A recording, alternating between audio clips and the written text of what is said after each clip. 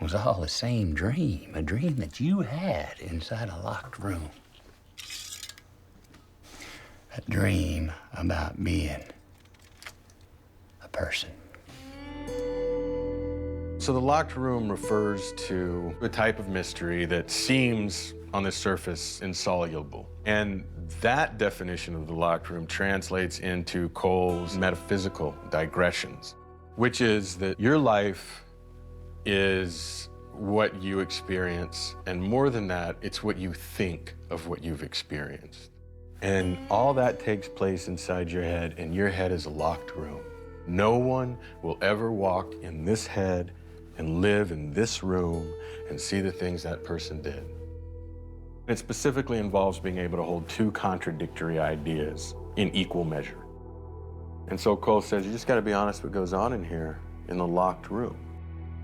I think there's a kind of absolutism to the way Cole talks about his philosophies, and whether it be about religion or anything else. It's a kind of absolutism that proves there's like a much darker abyss beneath that.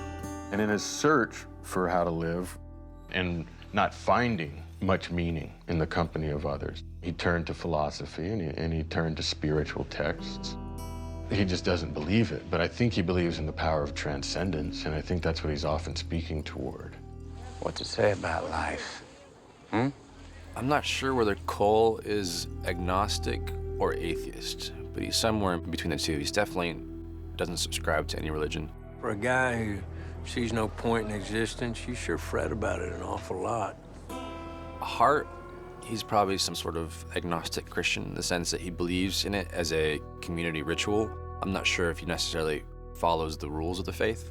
He makes excuses for himself. The very sermon that Cole is critiquing, he employs all the same tactics in his interrogations. It's not your fault. It's not.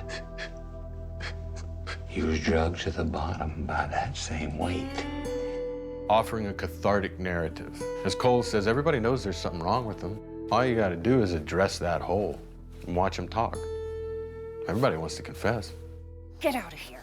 Is that all you got Stop. for me? Go home. I don't want this anymore. You got that little shitbird in here? Go away. I'll call the cops. Well, let's see how that works I know out other for you. cops. Okay. A man who says rules are good, we witness breaking not just his marital rules, but the rules of personal space. Ow! Get off! Get off! You know, in episode 1, we had Cole saying, I'm not some kind of maniac. And in this episode, we have Hart saying, I'm not a psycho. It's one of those things that if you have to tell people, it's probably not true. We see right away that Marty's family is having a humanizing effect on Cole's character.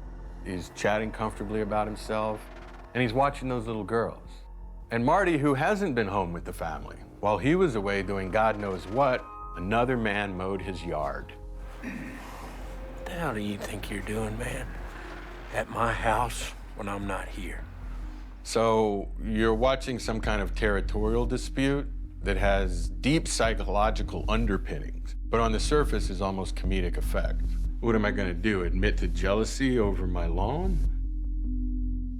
For the first time, it looks like we have a hard suspect.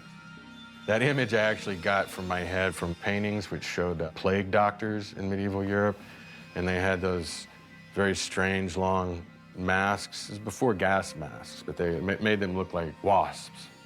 And we leave them in episode 3 with a very definite direction and a man to capture.